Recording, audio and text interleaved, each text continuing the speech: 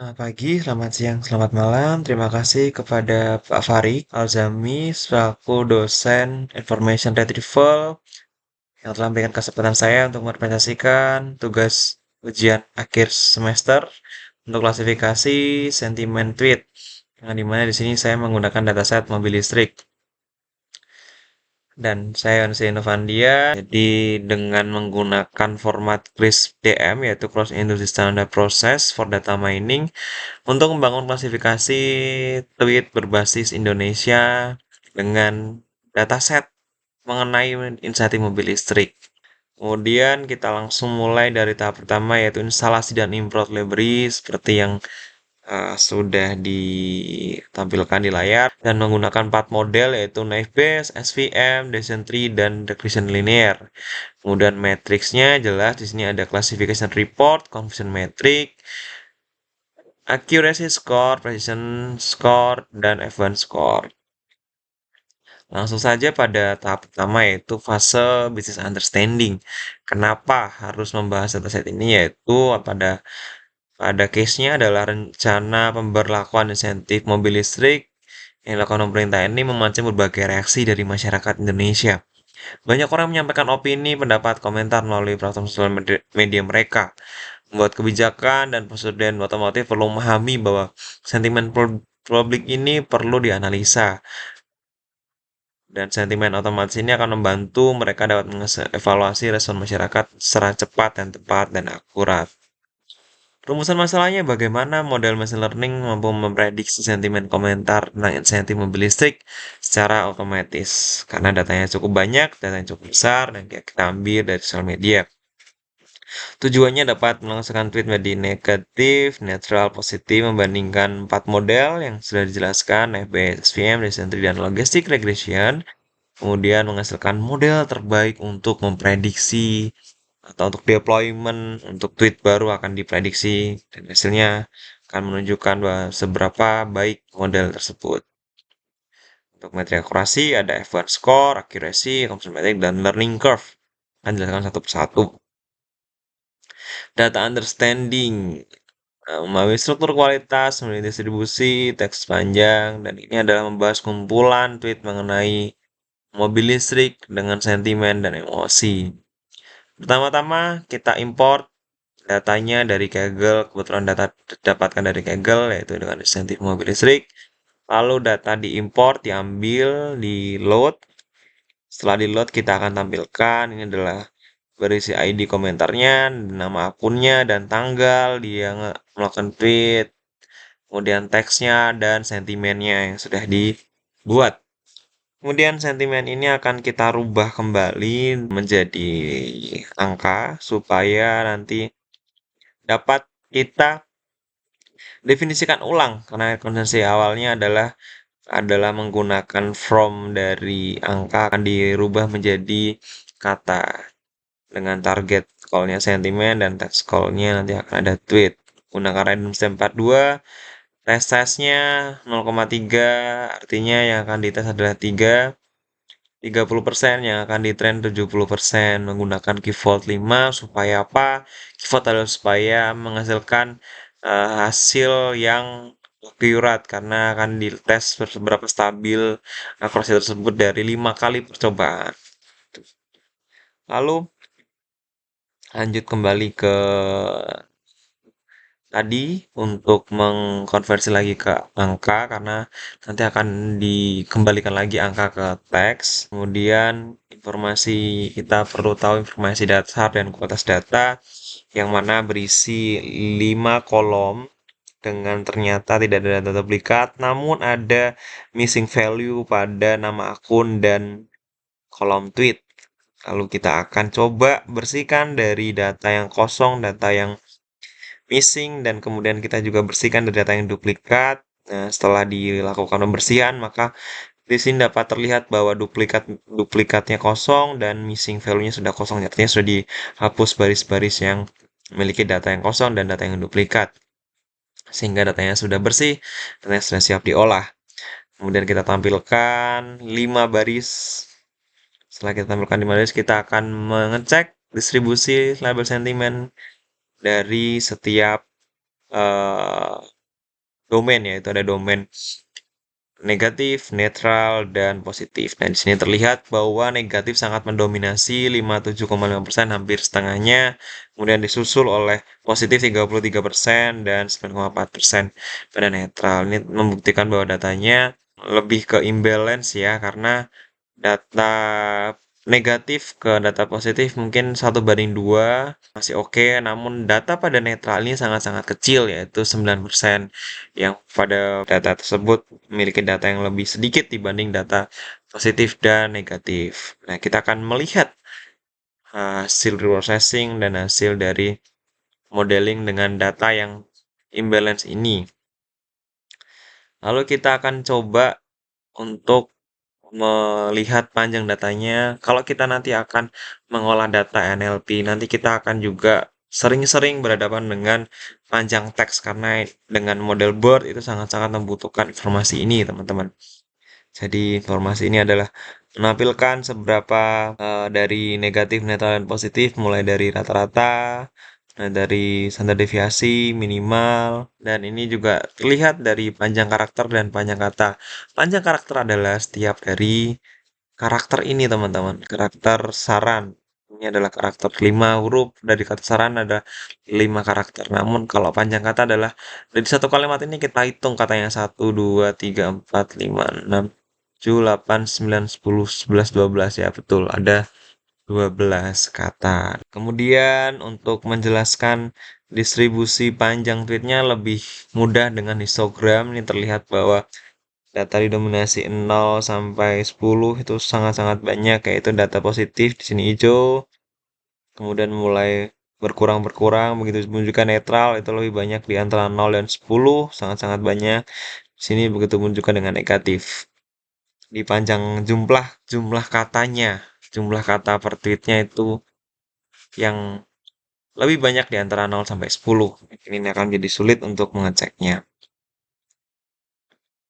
Kemudian kita akan buat workload kelas per sentimennya. Tadi ada 3 sentimen, kita akan lihat seberapa banyak data yang muncul dari setiap sentimen. Nah, di sentimen negatif ini ada kata-kata seperti beli banyak, subsidi, kendara, harga, jualan, bukan. Nah, ini bukan, kata-kata negasi ini nanti pada akhirnya akan kita ubah, akan kita hapus dengan sastrawi, kata-kata negasi ini, dan ini lebih ke kata-kata sentimen negatif, yaitu naik, BBM naik, makin lama, jangan. Nah, jangan ini juga negasi, nanti akan kita coba hilangkan.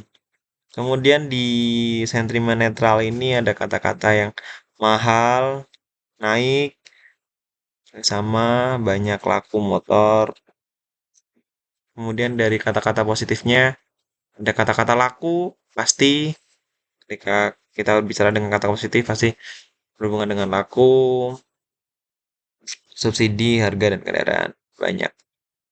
Setelah kita tahu kata yang sering banyak muncul dan tidak kata-kata negasi yang akan kita hilangkan, kita akan mulai dari tahap data preparation. Di tahap preparation ini terdiri dari flow, text cleaning dulu, kemudian tokenisasi, stop code removal, stemming, dan kemudian TF-IDF untuk feature extraction-nya. Yang mana text cleaning akan membersihkan URL, add, mention, angka, tanda baca, karakter. Tokenisasi nanti akan menghilangkan white space, dan split, kemudian stop removal, dan custom nanti akan menggunakan kata-kata yang akan dihapus, kata-kata yang akan dihilangkan, kata-kata negasi. Stemming itu artinya kita akan mengubah kata-kata yang menggunakan kata-kata membaca, dibaca, nanti akan menjadi ke kata aslinya, kata kerja aslinya. Misalkan membaca, dibaca juga jadi dibaca.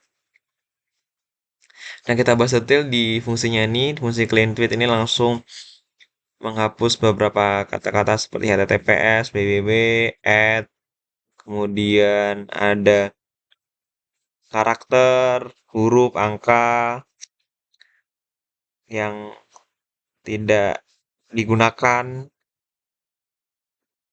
menggunakan lowercase, menggunakan karakter, huruf, dan spasi, kemudian kata-kata yang berulang seperti lemes E-nya 3 nanti akan berubah jadi lemes E-nya 2 saja. Nanti akan kita tes dengan satu kata dan kita akan perbaiki, kita akan pre-processing. Seperti ini, gak jelas banget. Ada tiga kata S, dan kemudian ada add, ada pagar, kemudian ada spasi yang berlebih, kemudian ada karakter atau emot yang juga akan dibersihkan. Dan seperti ini, sebelum dan sesudah kita pre-processing, terlihat sekali perbedaannya. Kemudian fungsi dari instalasi stopword dan timer. Tadi stopword adalah untuk menghapus kata-kata yang sudah kita tentukan, kata-kata tidak, negasi, kata-kata bukan, enggak. Nah, itu akan kita hapus. Kemudian ada tambahan dari ekstra dari stopwordnya juga ada. Nanti stammer, fungsi seperti tadi, kata-kata yang sebelumnya menggunakan imbuhan, kata kerja yang berimbuhan menjadi kata kerja dasar. Kemudian lanjut, ini adalah preprocessing yang lengkap, data processing langsung mengambil clean, langsung mengambil stammer, langsung mengambil stopword, artinya mengambil fungsi-fungsi di atas, jadi menyatukannya dalam satu fungsi supaya lebih cepat. Dan seperti ini adalah contohnya enakan mobil beneran jadi irit. Ada titik-titik, ada banyak kata K berulang akan diubah, ada huruf besar, huruf kecil akan di lowercase. Nah, ada kata-kata yang eh sambung ini yang akan dihapus juga, daripada juga sambung dan negasi juga akan kita hapus. Kemudian data diterapkan akan dari seluruh dataset. Jadi seluruh dataset akan berubah. Kemudian ada perbandingan setelah tweet asli dan tweet setelah diprocessing dan sentimennya. Terlihat bahwa kata-kata bukan, kata-kata seperti tak juga negasi ini akan dihapus. Kata-kata seperti juga di sini bukan itu juga negasi akan dihapus juga. Bukan juga ini juga negasi. Kata-kata kok ini juga hilang kan. Kata-kata sambung, kata-kata negasi akan kita hapus dari processing. Kemudian lanjut ke tahap dari term atau dari kata-kata sebelumnya yang sebelum processing adalah 3.851 menjadi 3.595. Artinya ada 6,6% data yang kata yang bisa dihapus. Atau kata-kata yang negasi, kata-kata yang berimbuhan. Kemudian kita masuk ke trend test split.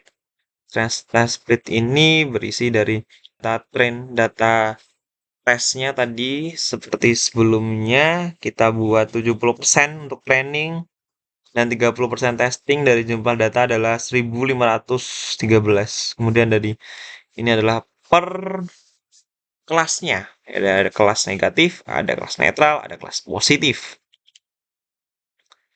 Kemudian keempat adalah fase modeling, di mana fase ini kita mencoba langsung dengan membandingkan 4 model dengan dataset yang sudah kita bersihkan, kita pre-processing. Kemudian ini adalah modelnya, kita pakai nama dan config. Ini adalah config, mulai dari sini. Ini adalah config, kemudian ada namanya. Setiap nama ini kita buat seperti ini formatnya, supaya nanti dapat dimasukkan ke dalam pelatihan grid search dengan lebih mudah. Akan diambil config-nya, parameter grid-nya akan diambil yang terbaik. Dan tadi kita pakai TF-IDF untuk presentation, kita masukkan dalam pipeline yang biasanya TF-IDF digunakan di awal, namun kita masukkan TF-IDF ini ke dalam pipeline. Dan kemudian Grid ini akan mencari parameter terbaik dari config. Config-nya adalah yang di sini tadi, ada berbeda-beda. Nah, sedikit menjelaskan untuk gram, untuk range-nya. Ini kenapa ada 1,1, 1,2, 1,3. Ini adalah dari materi sebelumnya, yaitu ada unigram, 1 itu unigram, 2 itu bigram, dan 3 itu trigram. Mungkin lebih detail bahasnya di seperti ini. Jadi semakin banyak ketika kita menggunakan unigram, yaitu per kata itu akan lebih banyak urutannya 0, 1, 2, 3, 4, 5, 6, 7. Lebih banyak penggalanya. Kemudian ketika kita menggunakan bigram akan berkurang satu. Jadi saya suka makan. Jadi berakhirnya ke 6. Kemudian trigram adalah menggunakan 3 kata, artinya lebih ringkas lagi jadi 5. Kemudian jika ada 1,3 artinya dipakai adalah unigram. tambah dengan bigraph. Seperti ini, dua data ini. Jadi digabung datanya. Codingnya. Kemudian ada setiap estimatornya di multinominal. Untuk naik Bayes ada linear SFC. Kenapa linear SFC? Karena lebih ringan dan kita harus membatasi menjadi 2000 iterasi maksimalnya dan menggunakan random state yang sama yaitu 42 yang saya sebutkan di awal.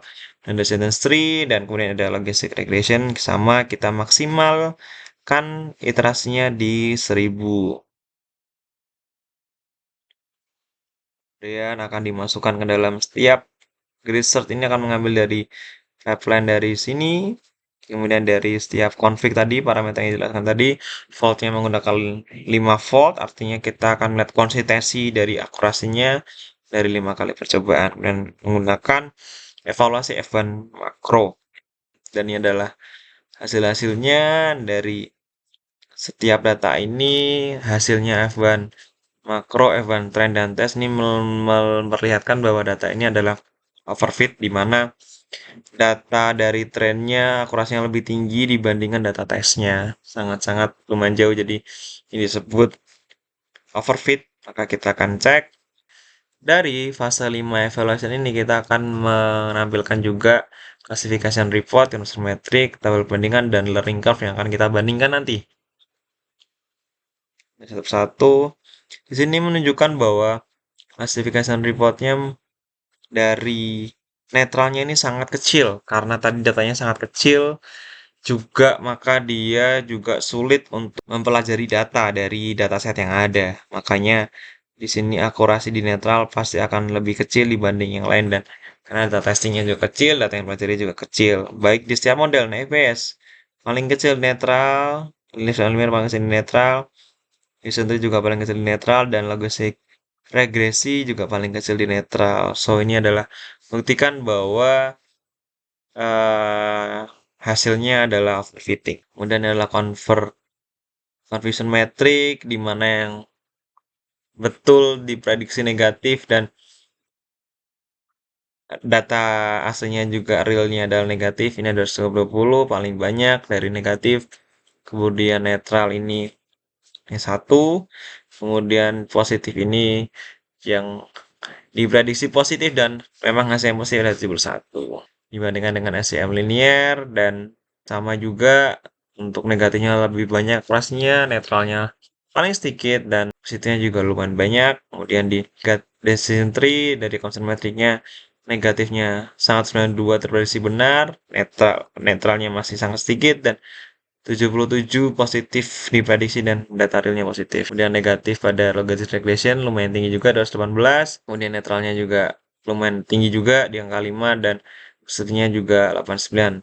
Di mana ini terlihat sekali dari perbandingan F1 trend dan tesnya sangat-sangat jauh, namun yang paling mending atau yang paling oke dibandingkan dengan hasil yang ada yaitu adalah logistic regresi, yaitu di 96 dan 51 jaraknya tidak terlalu jauh dibandingkan dengan akurasi dari model yang lain seperti SVM, NICE-B, dan Eccentric. Oke, kemudian lanjut ke dalam bar chart untuk perbandingan F1 trend dan test tiap model. Ya, di sini menunjukkan gap yang paling dekat yaitu logistik regresi dibandingkan yang lain sangat-sangat jauh, sangat-sangat jauh. Kemudian di sini ada coding untuk mengambil F1 test dan model terbaiknya, yaitu dari F1 makro. Nanti akan dihitung learning curve-nya dari setiap trend test dan trend score dan false score untuk variabel dari learning curve sendiri. Dan akan terlihat jelas bagaimana perbandingan dari dari grafik trend dan grafik testnya. Semakin jauh artinya semakin dia overfitting. Nah, di sini terlihat bahwa benar bahwa F1 training score-nya ini sangat-sangat tinggi di angka 0,910, namun untuk validation score-nya di angka 4 ke 5. Nah, namun yang uniknya ini membuktikan bahwa setiap dataset yang bertambah itu membuat akurasinya semakin naik. Namun, tentu saja dengan data yang ekstrim seperti ini, hanya mempengaruhi sedikit, karena mungkin memang bisa mempengaruhi akurasi namun tidak signifikan dari data hasil tersebut, karena masih jauh sekali dari 4 ke 9. Meskipun di setiap kenaikan data itu menunjukkan bahwa kenaikan akurasi juga validasi tesnya. Kemudian fase keenam yaitu deployment untuk mengambil model tersebut. Maka kita akan menyimpan dalam satu format PKI ini akan kita simpan dan akan kita tes dengan data data data real yang akan kita buat. Apakah dapat memprediksi? Nah, kemudian di sini kita ekspor keluar di Kaggle Working mobil listrik, kemudian disimpan datanya di path ini. Setelah itu, setelah kita ekspor, kita ambil lagi modelnya untuk memprediksi data yang kita punya. Nah, ini model bisa di load. Setelah model di load, kita buat fungsi untuk ngepredik dari tweet, dari prediksi, dan labelnya. Nah, kita punya 6 teks, kemudian kita prediksi. Ini membuktikan bahwa dari kata baru ini dapat diprediksi dengan mudah oleh model linear regression yang sudah tadi kita ekspor dan kita deployment.